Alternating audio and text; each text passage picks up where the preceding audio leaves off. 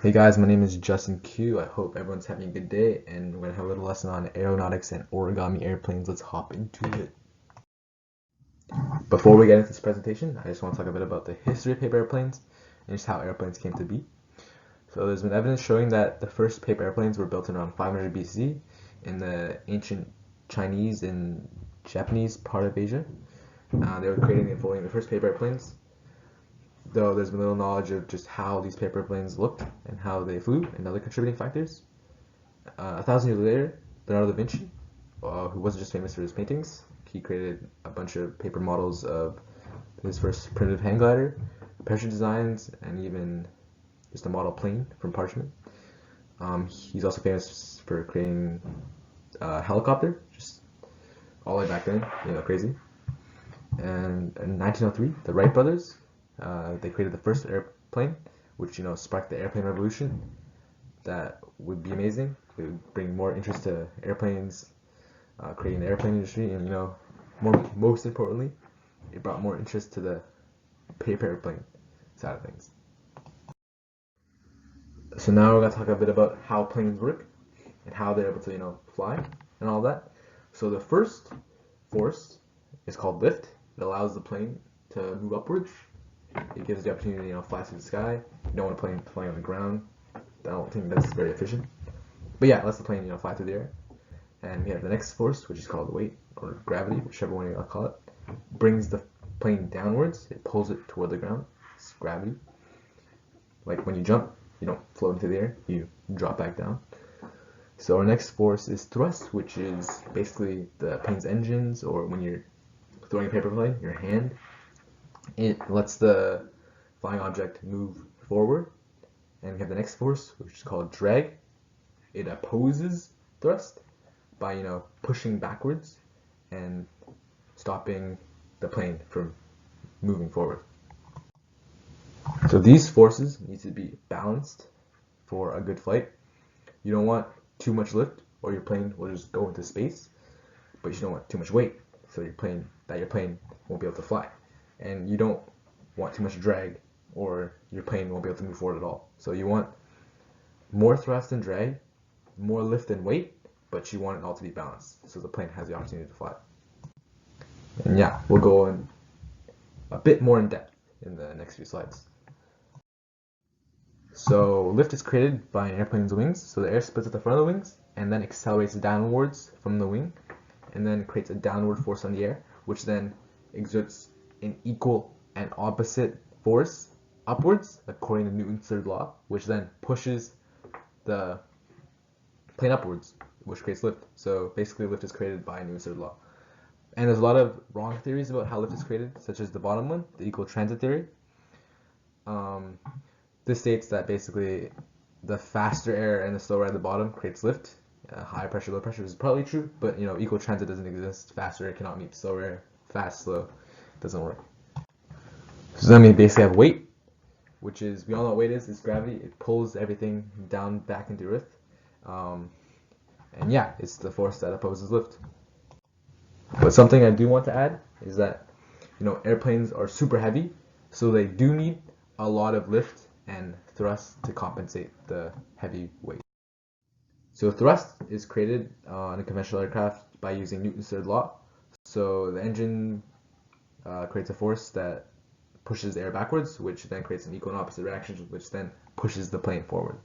Now you may be wondering what the plane on the bottom is. It's a glider, which doesn't have an engine, unlike the aircraft. So it uses kinetic energy, which is the energy of motion, to gain forward momentum, such as dropping down from a height.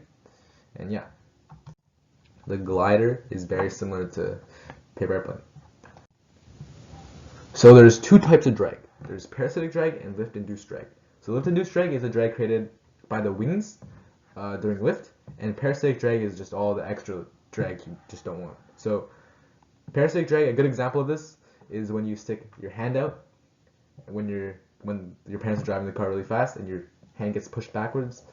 That's drag. That's when the air is just pushing against the plane, which then exerts a force which pushes the plane backwards. Alright, so wing loading is basically body mass divided by wing area. So animals or stuff with a smaller wing loading, such as this butterfly over here, can fly better at slower speeds, while this fighter jet with a bigger wing loading can fly better at faster speeds. And next we have stall, which is basically a point where after the wing tilts a certain point, that the lift decreases. This diagram explains it or shows it very well.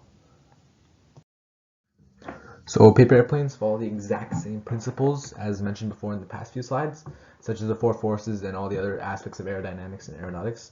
However, they don't have continuous thrust. They're very similar to the glider, and they're really light compared to the glider and conventional aircrafts because they're just made of a single sheet of paper. And the wings of all paper airplanes are also built differently compared to gliders and conventional aircrafts because they're really flat, so they provide much less lift. And since the aircrafts are really light, they require more things to keep them balanced because they're more prone to drag. So when you create your own paper airplane, sometimes you see it like roll and spin because the wings aren't balanced. So we have a cool diagram here of the dihedral angle. So basically what it is, it's an inside angle of the wings, and this lets the plane fly at a higher angle of attack. So basically when you fold your paper airplane, you want it to have inside angled wings. All paper airplanes are different. However, they all use the same forces to fly. However, the tube utilizes lift in a completely different way. It uses its boundary layer to create lift. All right. The boundary layer is a layer of air surrounding an object, and by spinning the tube, it shoots the air molecules surrounding it downwards, which then creates lift. If you remember what we talked about lift earlier. So, you know how when you spin a beach ball backwards, when you throw it in front of you, instead of falling directly to the ground like it should with gravity, it creates lift, which then lets it stay in the air for a bit longer. So yeah, I just wanted to add this in because it's pretty cool. Think back to the start of the presentation. You need a complete balance of all the forces. A plane that can cut through air to reduce drag, a plane that can utilize lift as much as possible, a balanced wing loading, decent dihedral, and stall resistance to create the best flying plane. Paper airplanes are a great way to teach kids and anyone really about aerodynamics and aeronautics in general, and it offers a hands-on and fun learning experience for everyone. It's super creative and engaging and offers thousands of learning opportunities to, again, everyone. Alright, here's my bibliography. First page. Big thank you for watching, and yeah, see you guys later.